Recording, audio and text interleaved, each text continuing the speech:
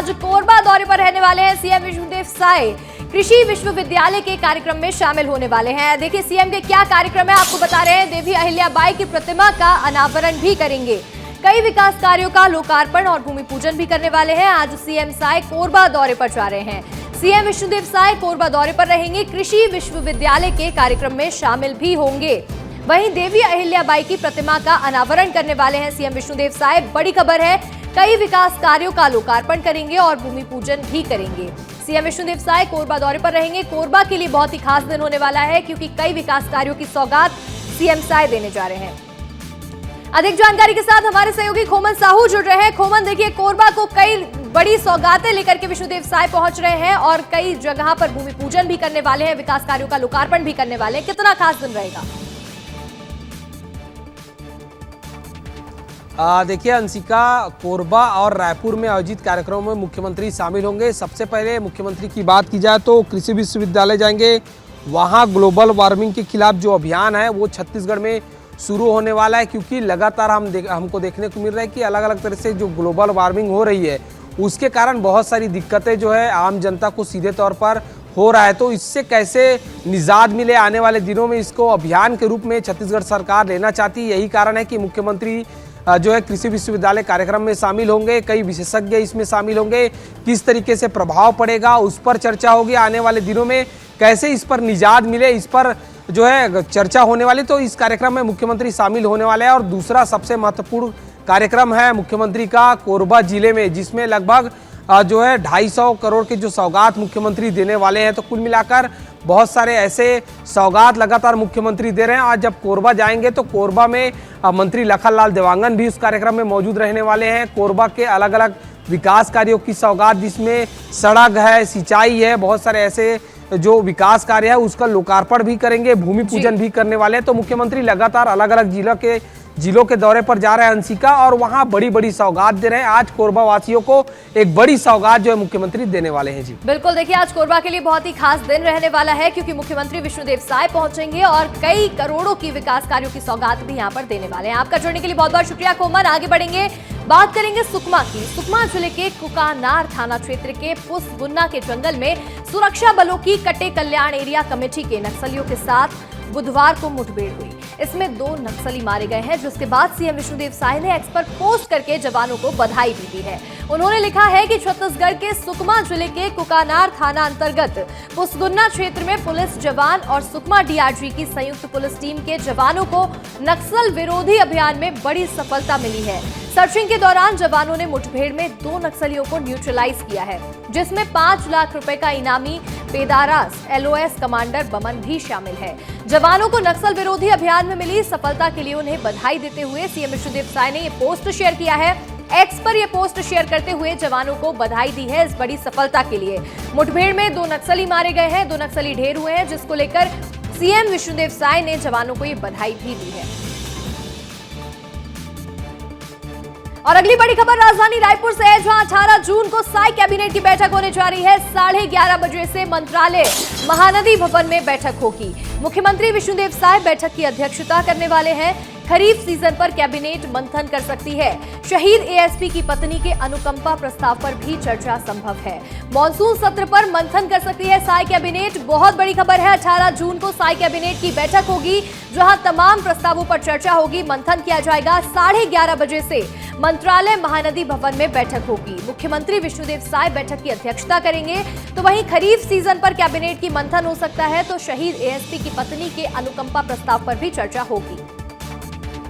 और अगली खबर रायगढ़ से है, जहां कोटकेल गांव में ग्रामीण हिंडाल्को कंपनी के कोयला खदान के ब्लास्टिंग से परेशान हो रहे हैं और इसको लेकर के आंदोलन कर रहे हैं और धरना प्रदर्शन भी कर रहे हैं। ग्रामीणों का कहना है कि मांग पूरी नहीं होने तक आंदोलन जारी रहेगा।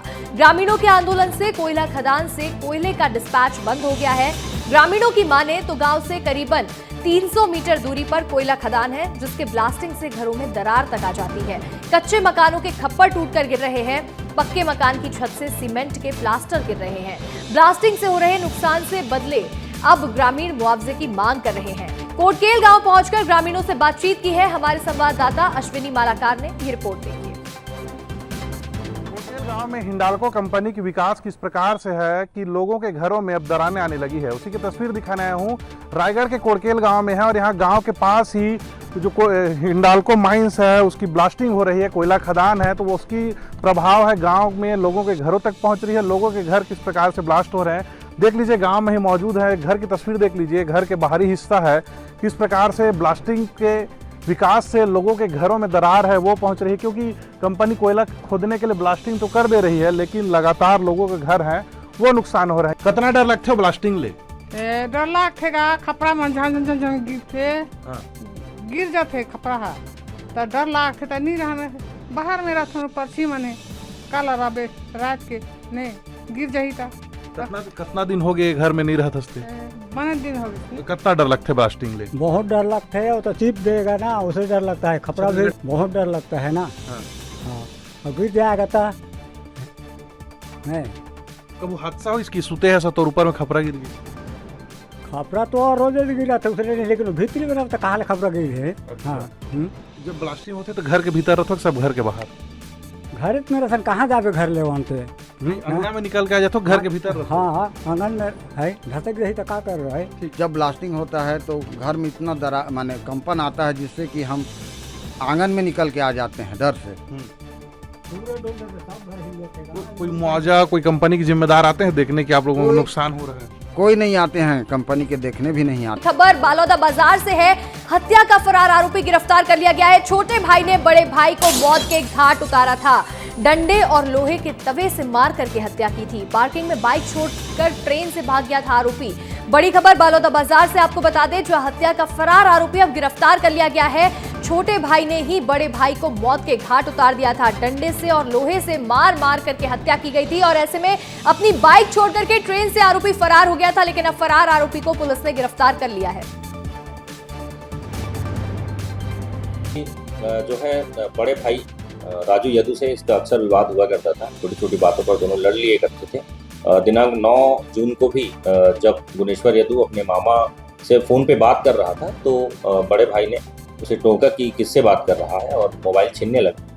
इसी बात को लेकर जो है विवाद बढ़ गया और गुनेश्वर यदू ने आवेश में आकर घर में पड़ी हुई नायलॉन की रस्सी अपने बड़े भाई के गले में लपेटी और उसे जमीन पर पटक दिया और फिर पास रखे तवे से उसके सिर पर वार किया, जिससे उसके सिर पर गंभीर चोटें आई और अत्यधिक रक्तस्राव के कारण। अगली खबर राजधानी रायपुर से है, जहां धर्मांतरण पर स्वास्थ्य मंत्री का बड़ा बयान सामने आया है। धर्मांतरण जब हुआ है तब देश बटा है। श्याम बिहारी जायसवाल ने ये बड़ा बयान दिया है। राज्य के हित में धर्मांतरण कानून में संशोधन करेंगे। कांग्रेस आपस में खेलो खेलो करती रहती है। बीजेपी देश को विश्व गुरु बनाने के लिए प्रतिबद्ध है। स्वास्थ्य मंत्री श्याम बिहारी जायसवाल ने यह बड़ा बयान दिया है। धर्मांतरण को लेकर भी कहा है कि जब जब धर्मांतरण हुआ है तब देश का बंटवारा हुआ है, देश बंट गया है। वहीं राज्य के हित में धर्मांतरण के कानून में संशोधन किया जाएगा। साथ ही कांग्रेस पर भी तंज कसते हुए कहा है कि कांग्रेस आपस में खेलो खेलो करती रहती है। वहीं बीजेपी की बात करें तो बीजेपी देश को विश्व गुरु बनाने के लिए प्रतिबद्ध है। ये बड़ा बयान स्वास्थ्य मंत्री ने दिया। भारतीय जनता पार्टी कोई डबल गेम नहीं खेलती और गेम खेलने काम तो हम करते नहीं हैं। ये काम कांग्रेस का है, आपस में खेलो खेलो करते हैं। हम केवल देश को एक सशक्त राष्ट्र बनाने के लिए और जो धर्मांतरण है, चूँकि धर्मांतरण जब हुआ है, जब मतांतरण हुआ है तब देश बटा है और भारतीय जनता पार्टी भारत को विश्व गुरु बनाने के लिए, विकसित भारत 2047 को ले जाने के लिए संकल्पबद्ध है। और अगली खबर धमतरी से है, जहां गंगरेल बांध में पहुंचने वाले पर्यटकों के लिए अब एक नहीं बल्कि 2 मार्गों को चौड़ा किया जाएगा। इसमें से अंबेडकर चौक से रुद्री 4 लेन मार्ग को बजट में शामिल किया जाएगा, वहीं जिसकी बहुत जल्द स्वीकृति भी मिल जाएगी। जबकि पुरूर, सोरभ, भटगांव, नवागांव होते हुए दूसरा मार्ग भी चौड़ीकृत होगा। इस मार्ग को भी बजट में शामिल करने के लिए फाइल राजधानी भेज दी गई है।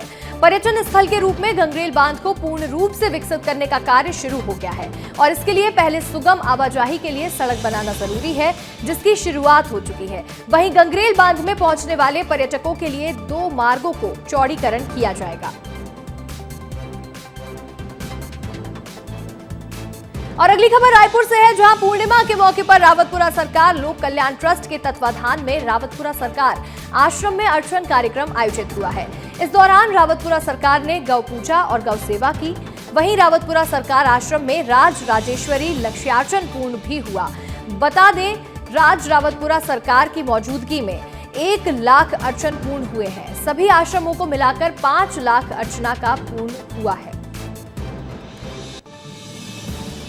रावतपुरा सरकार ने गौ सेवा भी की है और इसके साथ ही यहां पर बड़े कार्यक्रम को जो है संपन्न किया गया है।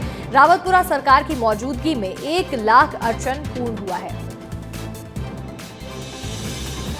और वहीं दुर्ग की बात करें तो एक दिल दहला देने वाली घटना सामने आई है, जहां प्रॉपर्टी विवाद के चलते छोटे भाई ने बड़े भाई को बेरहमी से मौत के घाट उतार दिया। दोनों भाइयों के बीच लंबे समय से विवाद चल रहा था और ये मामला इतना बढ़ गया कि एक भाई ने अपने भाई पर ताबड़तोड़ हमला कर दिया। हमला इतना खतरनाक था कि उसकी मौके पर ही मौत हो गई। घटना के तुरंत बाद आरोपी मौके से फरार हो गया और घटना की सूचना मिलते ही पुलिस और फॉरेंसिक टीम ने घटनास्थल पर पहुंचते ही जांच शुरू कर दी। वहीं पुलिस आरोपियों की तलाश में जुटी हुई है।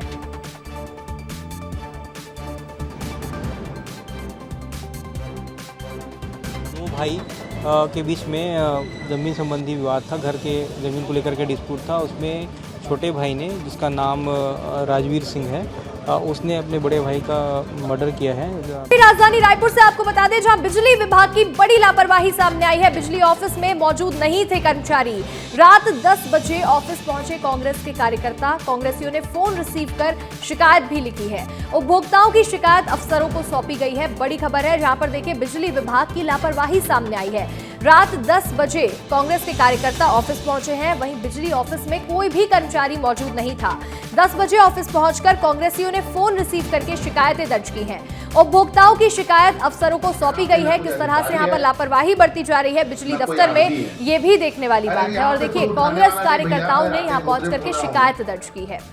बिजली विभाग की बड़ी लापरवाही राजधानी रायपुर में। मैं ये रिसीव आपका उठा लिया हूं। मैं यहाँ पे न कोई अधिकारी है न कोई आदमी है। अरे यहाँ पे कोई उठाने वाला नहीं भैया, मैं राकेश धोत्रे बोल रहा हूँ।